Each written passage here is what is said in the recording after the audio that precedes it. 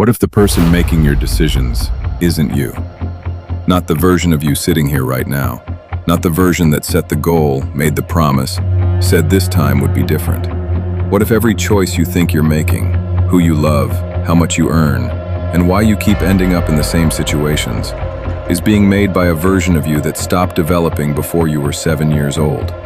And what if that version has been running your life ever since, quietly, invisibly, without your permission, while the conscious version of you takes all the credit and all the blame for decisions it never actually made? Between the ages of 0 and 7, your brain operates primarily in a state called theta, the same brainwave state adults enter during hypnosis.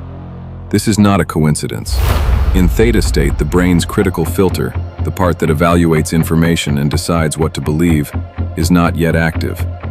Everything goes in, unfiltered, unquestioned, directly into the subconscious as absolute truth.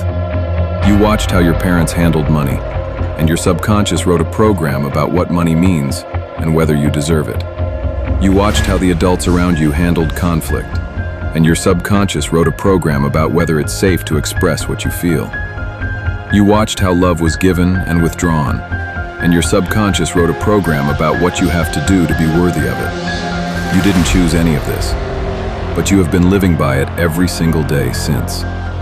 This is why the conventional advice about change almost never works. Motivational speeches, vision boards, positive affirmations repeated in front of a mirror.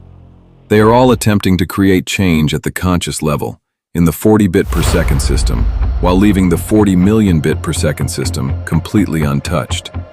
Neuroscientist Dr. Tara Swart, who studied the neural mechanisms of behavioral change at MIT, found that conscious intention alone is almost entirely ineffective at producing lasting change because the subconscious will always override it. You consciously decide to be more confident. Your subconscious runs its program, the one that decided you weren't enough before you were old enough to question it. And confidence never quite arrives. You consciously decide to stop self-sabotaging.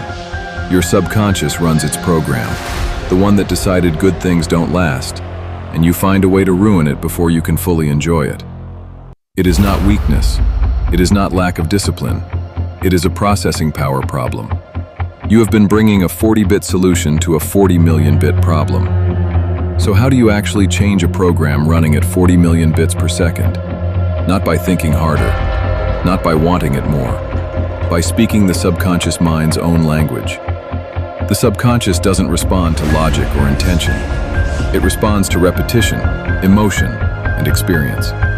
These are the only three inputs it recognizes as instructions to rewrite its programming. Repetition, because the subconscious updates its beliefs through consistent, repeated experience, not single conscious decisions.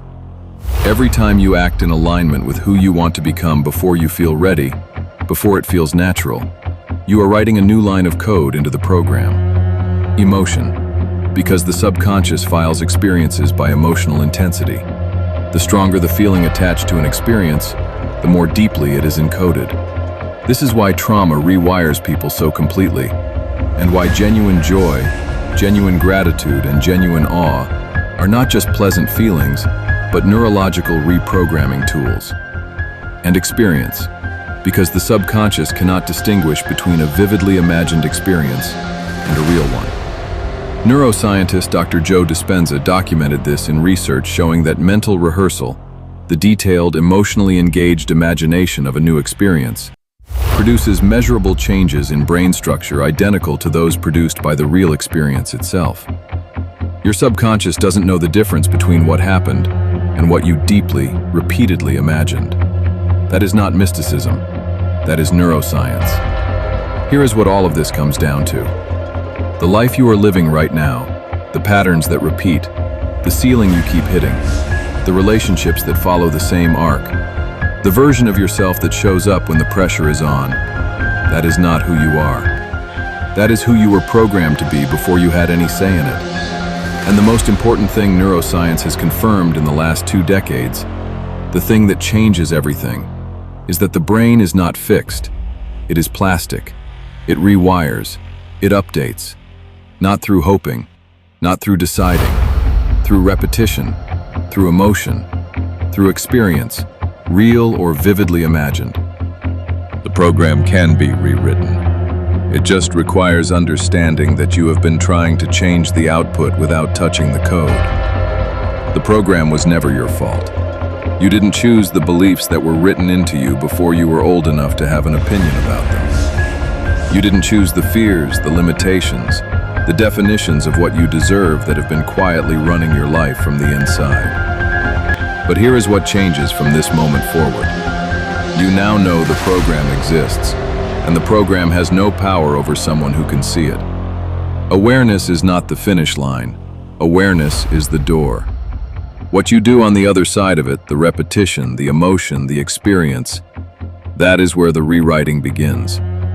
Not tomorrow, not when you feel ready, not after the next book or the next breakthrough, right now, with the next decision, with the next thought you choose to follow or choose to question. The most powerful thing you will ever understand is that the story your subconscious has been telling about you was never the truth. It was just the first thing it was ever told. If this changed something in the way you see yourself, share it with someone still living by a story they didn't write.